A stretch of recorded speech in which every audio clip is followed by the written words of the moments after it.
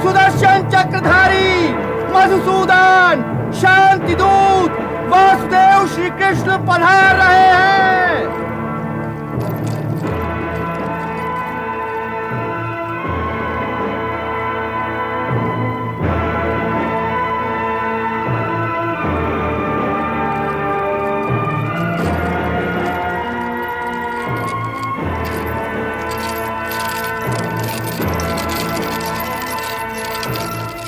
शांति दूत का प्रणाम स्वीकार कीजिए महाराज। हे वासुदेव, स्थान ग्रहण करके मेरी राज्यसभा का मान बढ़ाइए। स्थान ग्रहण कीजिए वासुदेव। प्रणाम पितामह।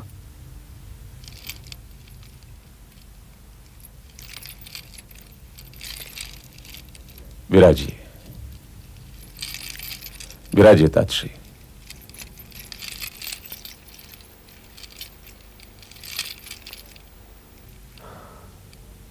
हे वासुदेव, अब यह बताइए कि आप मेरे अनुज पुत्रों की ओर से क्या प्रस्ताव लाए हैं। हे महाराज, गंगापुत्र भीष्म को प्रणाम करने के उपरांत मैं ये निवेदन करना चाहता हूं कि मैं किसी की ओर से कोई प्रस्ताव लेकर नहीं आया हूं। मैं तो स्वयं अपनी ओर से आया हूं और अपना ही प्रस्ताव लाया हूं, परंतु यह विश्वास अवश्य दिलाता हूं कि जो कुछ मैं स्वीकार कर लूंगा उसे स्वीकार करने में पांडव संकोच नहीं करेंगे। हे महाराज, आप तो स्वयं ज्ञानी हैं और जानते हैं कि शांति कोई प्रस्ताव नहीं जिस पर वाद विवाद चले। शांति एक आवश्यकता है। युद्ध में पराजय तो एक ही की होती है, किंतु दोनों ही ओर से लड़ने वाले योद्धा वीरगति को प्राप्त होते हैं। इस राजसभा में गंगापुत्र भीष्म जैसे ज्ञानी और महात्मा उपस्थित हैं। कृप और द्रोण जैसे आचार्य विराजमान हैं। योद्धाओं की जो भीड़ इस राजसभा में है वो आज कदाचित संसार की किसी और राजसभा में नहीं है, और इसीलिए इस राजसभा का दायित्व भी सबसे अधिक है। यदि युद्ध हुआ तो महात्माओं और योद्धाओं का यह जमघट निस्संदेह ही बिखर जाएगा महाराज, निस्संदेह ही बिखर जाएगा। हे महाराज, यदि ऐसा हुआ तो इतिहास उन सारे आंसुओं का उत्तरदायी आपको ठहराएगा जो इस महायुद्ध के उपरांत बहाए जाएंगे। हे नरेश, आप भरत के वंशज हैं। आपके पास धर्म की धरोहर है, मर्यादाओं का निक्षेप है, इतिहास की थाती है। आप न्यासधारी हैं, और आप जैसे न्यासधारी के होते न्यास का अपभंग नहीं होना चाहिए महाराज, न्यास का अपभंग नहीं होना चाहिए। और इसीलिए हे धर्म ध्वज रक्षक, मैं जो कहने जा रहा हूं उसे ध्यान से सुनिए। शांति कभी असंभव नहीं हो सकती, और इसीलिए कुरुवंश को शांति के मार्ग पर ले चलिए महाराज, शांति के मार्ग पर ले चलिए, कि इसी में भरतवंश, भारतवर्ष और सारे संसार की भलाई है। इतिहास गंधार नरेश शकुनी से यह नहीं पूछेगा कि इन्होंने द्यूत क्रीड़ा में कपट क्यों किया था, क्योंकि वो कपट आपकी सभा में हुआ था महाराज। इतिहास युवराज दुर्योधन से भी यह नहीं पूछेगा कि इन्होंने भरत कुल वधु को भरी सभा में क्यों घसीट बुलवाया। इतिहास ये भी आप ही से पूछेगा महाराज, क्योंकि दुर्योधन आपके युवराज हैं। इतिहास दुशासन से भी यह नहीं पूछेगा कि इन्होंने दुर्योधन के कहने पर भरत कुल वधु द्रौपदी का वस्त्र हरण करने की असभ्यता क्यों दिखाई। इतिहास इसके लिए भी आप ही को दोषी, आप ही को उत्तरदायी ठहराएगा महाराज, आप ही को उत्तरदायी ठहराएगा।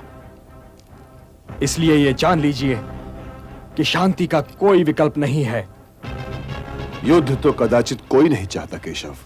यदि कोई युद्ध नहीं चाहता पितामह, तो फिर यह कदाचित क्यों? कदाचित, यह तो आप भी जानते हैं पितामह, और मैं भी, कि युद्ध चाहने वाले इधर भी हैं और उधर भी। इसलिए आज कदाचित जैसे शब्दों को इस राज्यसभा से निकाल दीजिए पितामह, क्योंकि कदाचित जैसे शब्दों की छाया में शांति की बात नहीं हो सकती।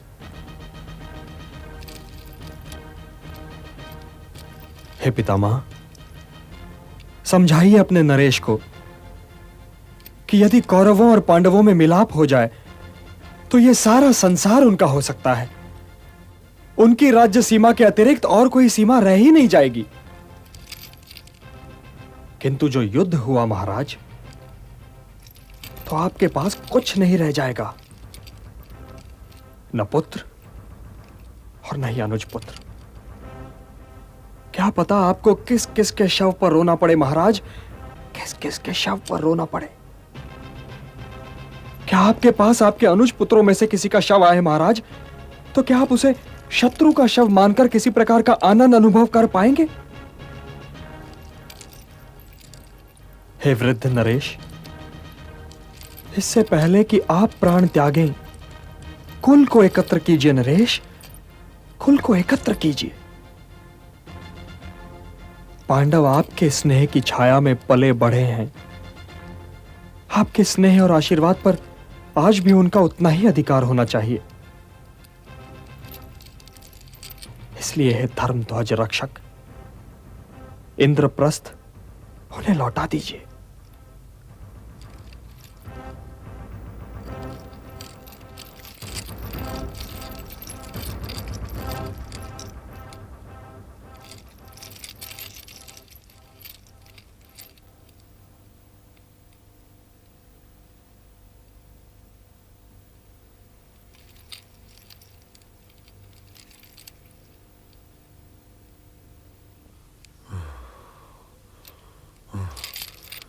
वासुदेव, मुझे यह शांति प्रस्ताव स्वीकार नहीं है। सोच तो लेते पुत्र। इसमें सोचना क्या है पितामह? पर्ण के अनुसार उन्हें 12 बरस के वनवास को स्वीकार कर लेना चाहिए था, और वे राज मांग रहे हैं। अपनी नात की आंच को धीमी करो दुर्योधन, धीमी करो।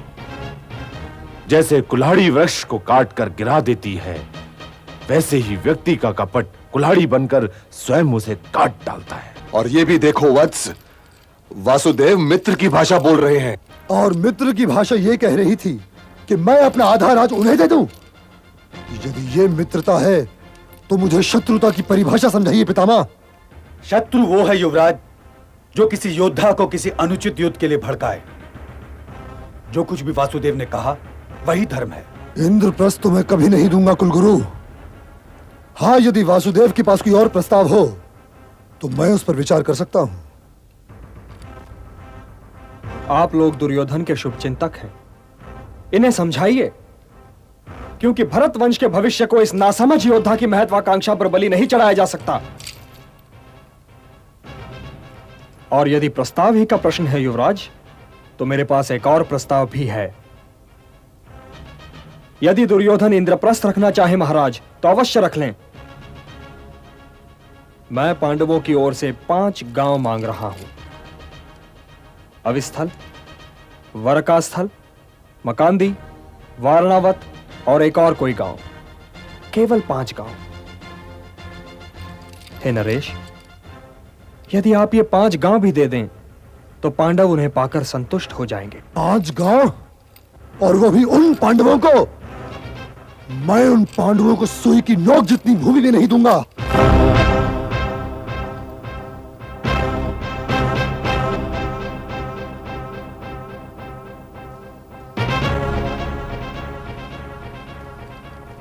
हे दुर्योधन, अपनी माता श्री शिव भक्तिनी गांधारी को अपने शव पर विलाप करने के लिए क्यों आमंत्रित कर रहे हो? वासुदेव, यदि तुम दूत न रहे होते तो तुम्हारी ये कहने पर। दुर्योधन, इन्हें बोलने दीजिए पितामह, बोलने दीजिए। यदि मैं दूत न होता तो क्या कर लेते युवराज?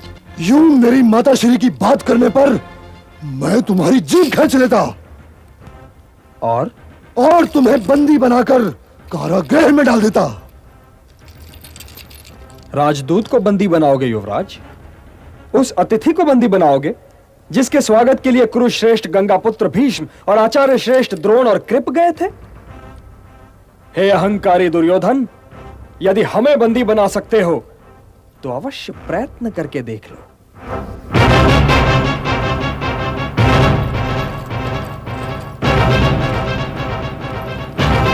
सैनिक, इस ग्वाले को बंदी बना लो।